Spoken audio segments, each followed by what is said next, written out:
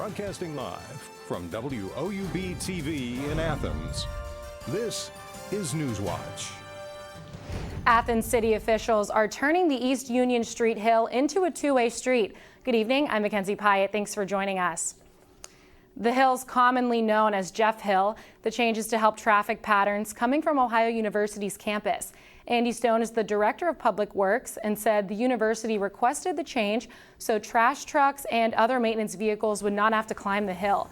We caught up with students to see how they feel about the change.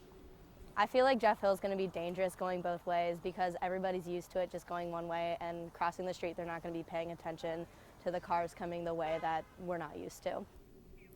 There will be no change to stop signs and no bike lanes will be installed due to the narrowness of the hill. The change will take effect after construction is complete on buildings at the bottom of the hill. A new road project could create easier access to East State Street in Athens. Athens City Council and City Administration are in talks to connect Home Street and East Park Drive. The road could extend underneath the U.S. Route 33 bypass from Home Street to East Park Drive off East State Street. The city has been exploring ways to improve traffic flow on the street since new businesses are coming to East State Street soon. Former President Bill Clinton is coming to Athens on Tuesday next week. During the visit, he is expected to talk about the high stakes of the election for Ohio's working families. He will also discuss Hillary's plan to rebuild the economy. Exact time and location of the event have yet to be announced. And students at Ohio University could soon have to complete mandatory cultural awareness training sessions. OU President Roderick McDavis proposed a partnership with Student Senate on the initiative known as CATS. McDavis already approved the program, but it is up to the Senate to decide what it will entail. McDavis recommends speakers workshops or a program similar to Alcohol EDU, which students take online the summer before freshman year. He expects all student organizations to participate in CATS. And liquor violations on the Athens campus have gone down. That's according to this year's report that came out moments ago. Last year, those violations hit nearly 700. This year, that number went down by over 150 referrals. Other statistics include increased drug abuse, arrests, and dating violence reports. Some Athens residents are in high spirits after finding marijuana plants on their porches for the second time this year. Yep, the Athens pot fairy has struck again. APD found more than 24 plants on porches of North Schaefer Street and Brown Avenue Sunday morning. The crime is being investigated as a third-degree felony possession of marijuana for whoever initially grew the plants. There are no suspects at this time. A new craft beer brewery and tap room will be coming to Nelsonville within the next month. Multiple Brewing is set to open on West Washington Street, according to head brewer Jason Warren. Warren was hoping to open the brewery last spring, but he was unable to due to difficulties with paperwork and a long wait for liquor license. The brewery will rotate a selection of seasonal beers. The tap room will also sell kegs of beer that the brewery makes to other bars.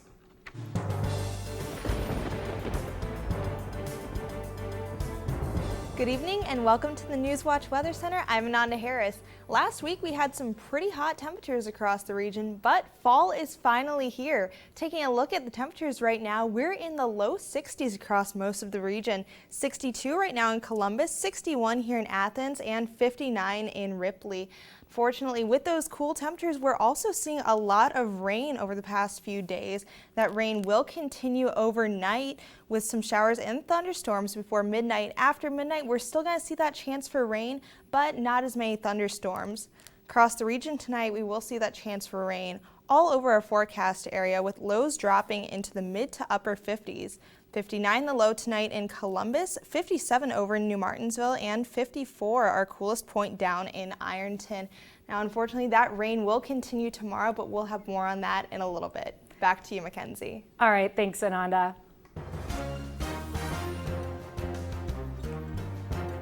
27 Columbus residents overdosed and 2 died within 24 hours after using heroin mixed with an unknown substance. Police officers and fire crews responded to calls from Tuesday through early Wednesday. The people who overdosed were administered the reversal drug naloxone. Some of those who overdosed are helping authorities identify the source of the drugs, according to the deputy police chief. And a prison in Cincinnati is taking a new aim at stopping the heroin epidemic in the region. It's launched a new pilot program to help inmates start the hard work of recovering from a heroin addiction. Ashley Zilka reports. And when someone's incarcerated for heroin abuse specifically, jail becomes ground zero.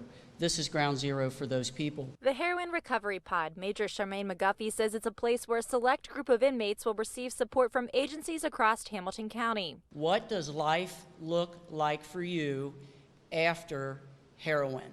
That's the picture that we want to portray here. Right now, the agencies are volunteering their services for this pilot program. Lisa Mertz, a recovering addict herself, is a peer mentor for the Cat House. We care about you. We love you. No matter what you've done, we love you and we want to help you. There is hope. It's really hard to see hope when you're sitting in a cell. Major McGuffey says just this past Saturday, she noticed someone had used chalk to write a note outside of the Justice Center for other inmates to see through their cells. It was a woman who had been released from this pod because she wrote, I came in and to visit you all. I'll be back to visit, and I am still clean. Recovery pod, please call me. Brought me to tears. For it to mean that much to someone, to write that message. The pod isn't for all heroin addicts. The women chosen will have to be incarcerated for a period of time, which typically means they are charged with a felony. You have to go to program after program. You have to study. You have to read. You have to participate. You can't just sit here and watch TV. Officials say if the pilot program works, they will seek more funding to expand the service. Clowns are allegedly chasing people in Western Ohio. Residents in at least 7 states have reported scary or suspicious encounters with clowns. A 28-year-old man told Greenville police that 2 clowns chased him down a street early Tuesday in Darke County. He says the clowns hit him in the side and the neck and stole a baseball bat from him. A woman in Franklin County also reported being chased. There have been no clown reports in Athens County. And coming up next, an early morning train crash in New Jersey killed 1 person and injured over 100 others. That story and more when Newswatch returns.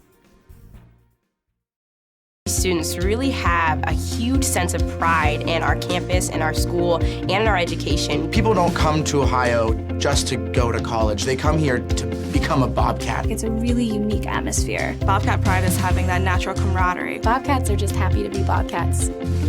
My favorite time of year at Ohio has to be homecoming. When the alumni come back, you can see that the love of this university doesn't fade. Once you're a Bobcat, you're always a Bobcat.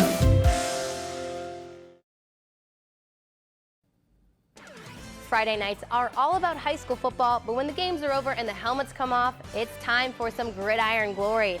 I'm your host, Danny Dean, back under center. Don't miss a play this season. Join myself and the rest of our team on Friday nights at 11:30 on WOUB, and catch us again on Saturday mornings at 11:30. We are committed to bringing you the stories of players, coaches, and communities, and of course, we can't forget about some highlights. We all know there's nothing better than Friday nights and gridiron glory.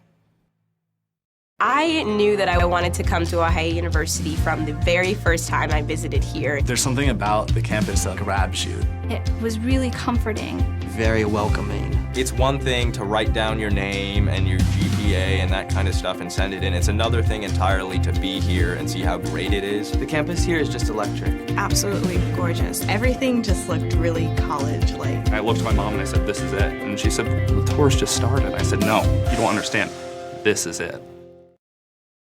My professors really care. They care about my grades, they care about my opportunities, they care about my experiences, they want me to succeed. They give those opportunities to the students. My professors have been extremely approachable. Literally, their door is always open. You can go to them with pretty much anything. Everyone knows your first and your last name and where you sit in the classroom. I really never feel like I'm being talked down to or just being taught material. I always feel like I'm having a conversation. And they want to share those opportunities and those experiences with us.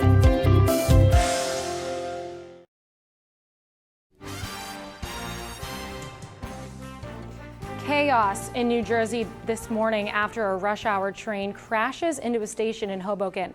At least 1 person has died, and officials say more than 100 people are injured. Kim Hutcherson has the latest. Emergency responders are on the scene of a deadly transit train crash at a New Jersey station. According to witnesses, the train appeared to barrel through the Hoboken terminal. A passenger described his experience to CNN. When we got out of the car, I could see that at the front of the train, the roof of the station, essentially collapsed. And there was wires and water sort of running down. The front car was essentially off the rails on the track station and into the building of the station with the roof sort of collapsed, around it. Urban search and rescue teams were deployed amid fears there are people trapped in the wreckage. The windows were all mangled and crashed in that first car, and I think I saw, a person lying down. A man walked past me, holding his arm. I saw some blood, and then I made my way to the front, and there was a woman coming out of the second car, I believe, who had, sort of blood on her face. The passenger said he didn't remember the train braking as it pulled into the station. I guess now looking back at it, I think it didn't slow down. It definitely didn't slow down. There was no brakes. All of a sudden, just crashed. The National Transportation Safety Board has announced it's launching an investigation into the crash. I'm Kim Hutcherson reporting. Thanks, Kim. New Jersey Governor Chris Christie has said there is no reason to believe this was an intentional act of violence. In a press conference today, Christie said this was just an accident, but police are still investigating the cause. Officials identified the fatality as 34-year-old Hoboken resident Fabiola Bitar de Kroon. 108 other people were injured. A 6-year-old student remains in critical condition following a shooting at Townville Elementary School in South Carolina. Jacob Hall was shot along with another student and teacher. A 14-year-old allegedly opened gunfire at the elementary school on Wednesday. Police are also investigating a nearby death they believe to be linked to the school shooting. Yesterday, our community, we experienced a very devastating and life-changing event. We're going to feel this for a real long time. A GoFundMe page has been set up for Jacob Hall, who is in critical condition. School is canceled for the rest of the week at Townville Elementary. President Obama joined U.S. servicemen and women Wednesday at CNN's Presidential Town Hall. Moderated by CNN's Jake Tapper, the forum gave audience members a chance to question Obama on a range of topics. Reed Binion reports. Appearing before a military audience Wednesday, President Obama fielded questions on topics including terrorism, veterans' health, and U.S. military activity abroad. An emotional moment coming as Obama took a question about accountability in veterans' health care from the widow of a service member who said he waited more than a year for a colonoscopy, then found out he had terminal cancer.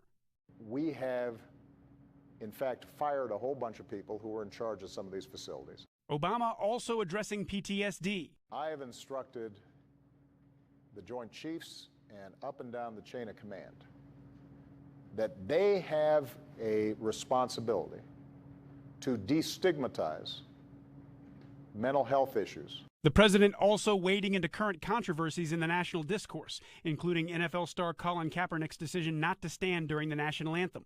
I want Mr. Kaepernick and others who are on a knee, I want them to listen to the pain that may cause.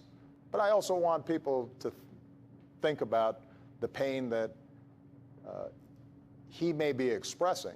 Obama also responding to a question on why he refuses to use the phrase Islamic terrorism. The way it's heard, the way it's received by our friends and allies around the world is that somehow Islam is terroristic.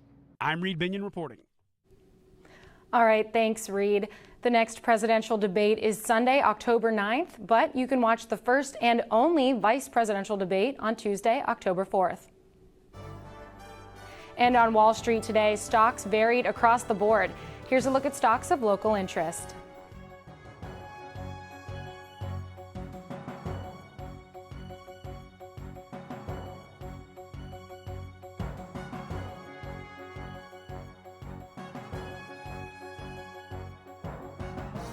There's been lots of rain over the last few days, but I'll let you know when you can put away the umbrella. Plus, we've seen a cool down in temperatures, but there may be a warm up on the way. All that, plus your extended forecast, coming up on Newswatch. Professors really care. They care about my grades, they care about my opportunities, they care about my experiences, they want me to succeed. They give those opportunities to the students. My professors have been extremely approachable. Literally, their door is always open. You can go to them with pretty much anything. Everyone knows your first and your last name and where you sit in the classroom. I really never feel like I'm being talked down to or just being taught material. I always feel like I'm having a conversation. And they want to share those opportunities and those experiences with us. Ohio University students really have a huge sense of pride in our campus, in our school, and in our education. People don't come to Ohio just to go to college. They come here to become a Bobcat. It's a really unique atmosphere. Bobcat pride is having that natural camaraderie. Bobcats are just happy to be Bobcats.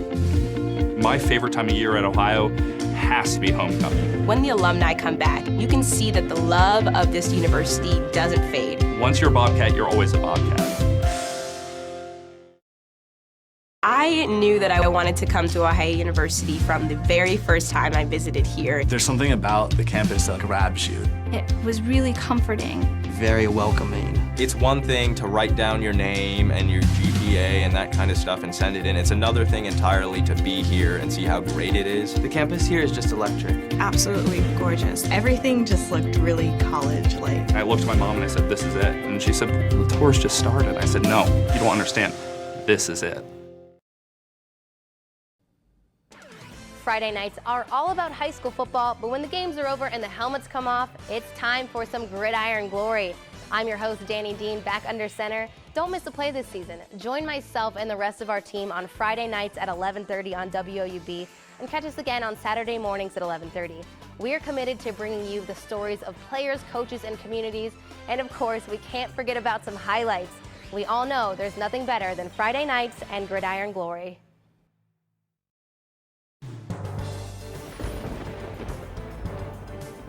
Welcome back to the Newswatch Weather Center. I'm Ananda Harris. We have a nice chilly fall evening today. Temperatures all in the low 60s, and we've been seeing some rain throughout the day, which is making it feel a lot cooler than it is outside.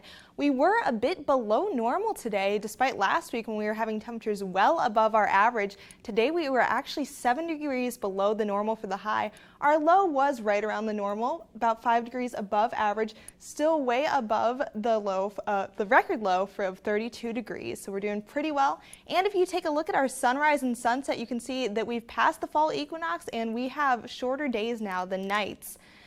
And if you take a look at our precipcast, we see this low pressure system sitting over us, which has been giving us those wet conditions today. Lots of rain just dumping down on us. Overnight, we'll see that sit over the Ohio Valley, giving us more rain as well as a few scattered thunderstorms overnight. And for Friday, unfortunately, that is going to stick around. We see that moving west a little bit. See that occluded front, though, is sitting over us still, which is keeping that low pressure in place. Now, tonight we will drop down to 58 degrees here in Athens. We'll continue to see that rain. It will feel like a very chilly night because of all that moisture in the air. We may still hear a few rumbles of thunder, but mostly just showers as we go overnight. Across the area, very similar conditions, lows tonight, all in the mid to upper 50s with those scattered showers and thunderstorms. And for tomorrow, still that rain for your morning commute. Make sure you send those kids out with an umbrella or maybe a raincoat and a light jacket because we're going to still be seeing those showers as they get on the bus.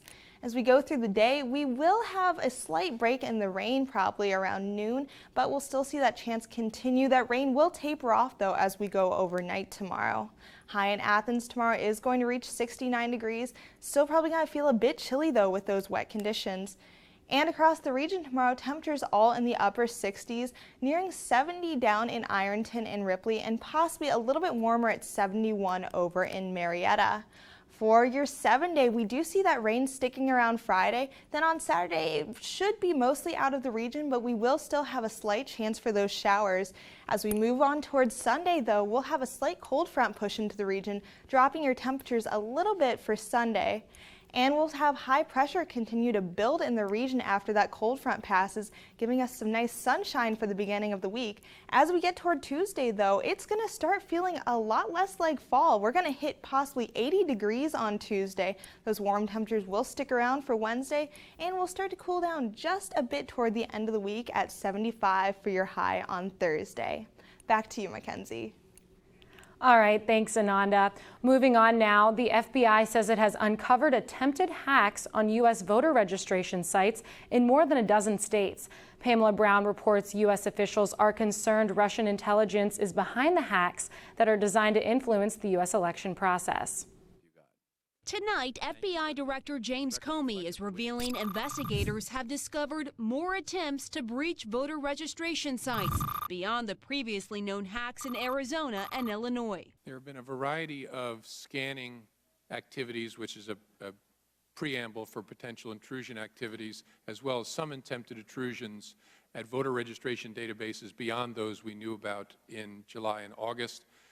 We are urging the states just to make sure that their deadbolts are thrown and their locks are on. The revelation comes as investigators are confident Russia is behind several recent cyber attacks to influence the U.S. elections. CNN has learned U.S. investigators now believe Guccifer 2.0 is a Russian intelligence operation disguised as a group of rogue hackers which targeted the Democratic National Committee. And obviously, as you know, we are doing an awful lot of work through our counterintelligence investigators to understand just what mischief is Russia up to in connection with our election. CIA Director John Brennan tells CNN's Aaron Burnett U.S. officials fear more hacked information will be leaked to influence the election. If there are actors or countries that have particular objectives, either to discredit or to help to burnish the credentials of individual candidates, I am concerned that they are going to use this time to release that information. While U.S. intelligence officials are hesitant to publicly blame Russia,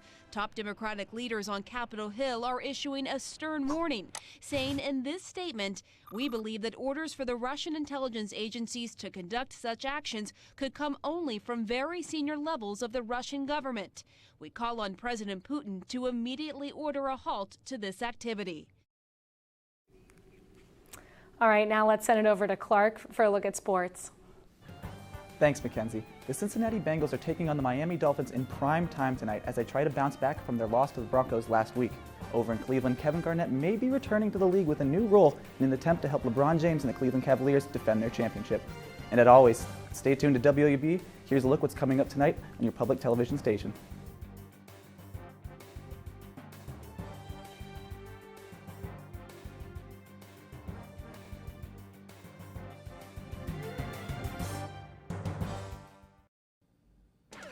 Friday nights are all about high school football, but when the games are over and the helmets come off, it's time for some gridiron glory. I'm your host, Danny Dean, back under center. Don't miss a play this season. Join myself and the rest of our team on Friday nights at 11:30 on WOUB and catch us again on Saturday mornings at 11:30. We are committed to bringing you the stories of players, coaches, and communities, and of course, we can't forget about some highlights. We all know there's nothing better than Friday nights and gridiron glory. Ohio University students really have a huge sense of pride in our campus, in our school, and in our education. People don't come to Ohio just to go to college. They come here to become a Bobcat. It's a really unique atmosphere. Bobcat pride is having that natural camaraderie. Bobcats are just happy to be Bobcats. My favorite time of year at Ohio has to be homecoming. When the alumni come back, you can see that the love of this university doesn't fade. Once you're a Bobcat, you're always a Bobcat. My professors really care. They care about my grades, they care about my opportunities, they care about my experiences, they want me to succeed. They give those opportunities to the students. My professors have been extremely approachable. Literally, their door is always open. You can go to them with pretty much anything. Everyone knows your first and your last name and where you sit in the classroom. I really never feel like I'm being talked down to or just being taught material. I always feel like I'm having a conversation. And they want to share those opportunities and those experiences with us. I knew that I wanted to come to Ohio University from the very first time I visited here. There's something about the campus that grabs you. It was really comforting. Very welcoming. It's one thing to write down your name and your GPA and that kind of stuff and send it in. It's another thing entirely to be here and see how great it is. The campus here is just electric. Absolutely gorgeous. Everything just looked really college-like. I looked at my mom and I said, "This is it." And she said, "The tour's just started." I said, "No, you don't understand. This is it."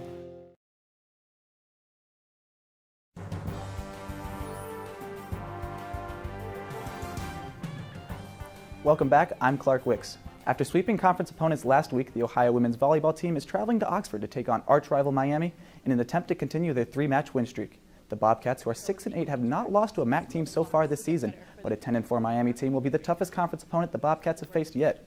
Redshirt junior Allie Lake was named MAC East Division Offensive Player of the Year on Monday, tallying 30 kills for the Bobcats in their back-to-back sweeps over Buffalo and Akron. Lake, who has the second most kills by a Bobcat player this season, has recorded double-digit kills in 7 matches this season. The action begins at 7 tonight in Oxford. After the loss last weekend to the Denver Broncos, the Cincinnati Bengals are now below 500 for the first time since 2014. They will have the chance to bounce back tonight on Thursday Night Football when they square off against the Miami Dolphins. It's a quick turnaround for Cincinnati, who might be getting back a key defensive piece in Vontez Burfict. The linebacker is coming off a 3-game suspension to start the season. Burfict, along with defensive tackle and Pro Bowler Geno Atkins, will look to exploit the injured Dolphins offensive line. On the other side of it, A.J. Green is coming off a down week and will be looking to go off in the primetime showdown that starts tonight at 8:25. After blowing a 3-run lead in the bottom of the 9th, the Boston Red Sox made their way to the locker room and celebrated yet another AL East championship. Although Boston lost on a walk-off grand slam hit by Yankee first baseman Mark Teixeira, a 3-2 Baltimore win over the Toronto Blue Jays sealed the division title for the Red Sox. While Red Sox manager John Farrell will probably begin resting players in preparation for the postseason, you can expect to see 40-year-old designated hitter David Ortiz in the lineup. Tonight marks Big Papi's final game against the New York Yankees, who are more than happy to play the future Hall of Famer for the last time, as Ortiz vowed to retire at the end of the season. Speaking of Hall of Famers, Cincinnati Reds legend Pete Rose is petitioning yet again to be added to the Hall of Fame ballot. In a letter to Jeff Idelson, the president of the Major League Baseball Hall of Fame, Rose and his lawyers argued that the rule stating players banned from the league were also banned from the Hall of Fame is unfair. Rose argued that because this was not a rule when he received his initial banishment back in 1989, he should not be kept out of the Hall of Fame. This is Rose's most recent attempt at entering the Hall of Fame after being denied in December of 2015. Switching over to basketball, it looks as if retired basketball star Kevin Garnett will not be out of work for long. Tyronn Lue, head coach of the Cleveland Cavaliers, has offered the 40-year-old power forward a position on the Cleveland Cavaliers coaching staff. Garnett is not the first NBA legend that Lue has invited to join him in Cleveland. Earlier this month, Lue expressed interest in adding Hall of Famer point guard Allen Iverson to his coaching staff. Perhaps adding yet another Hall of Famer can help LeBron and his Cavs repeat as champions. I'm Clark Wicks, and that's it for sports. Back to you, Mackenzie. All right, thanks, Clark. Alec Baldwin will play the role of Donald Trump on Saturday Night Live this season, at least until the election. Kate McKinnon will be back as Hillary Clinton. NBC released this video clip yesterday showing Baldwin donning a Trump-like wig and McKinnon as a wild-eyed Clinton. Now let's send it back over to Ananda for a final look at weather. Thanks, Mackenzie. Here's a recap of your weather. Overnight, we're going to see that rain continuing in the area, and we're going to drop down to a low of 58 degrees. Tomorrow, we will still see that scattered showers throughout the day. Going to hit a high of 69 degrees. Going to be pretty rainy tomorrow, but we may see things tapering off toward the evening hours. May still want to bring an umbrella or a raincoat, though, if you're going to head out to any high school football games. Saturday, we'll have a slight chance for rain, but then by Sunday, the sunshine will return to the region. Great day to go out and hike, a high of 72 degrees, an overall beautiful fall day.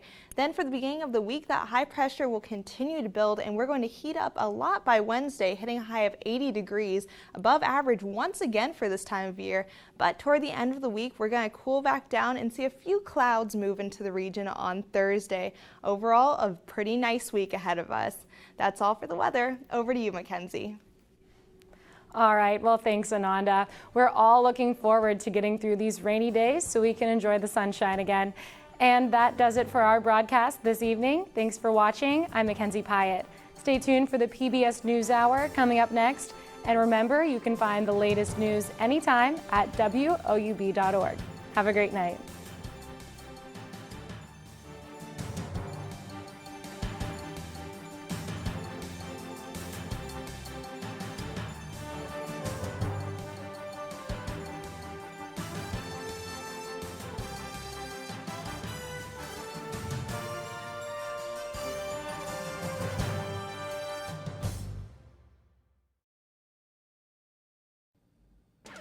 Friday nights are all about high school football, but when the games are over and the helmets come off, it's time for some gridiron glory. I'm your host, Danny Dean, back under center. Don't miss a play this season. Join myself and the rest of our team on Friday nights at 11:30 on WOUB and catch us again on Saturday mornings at 11:30. We are committed to bringing you the stories of players, coaches, and communities, and of course, we can't forget about some highlights. We all know there's nothing better than Friday nights and gridiron glory.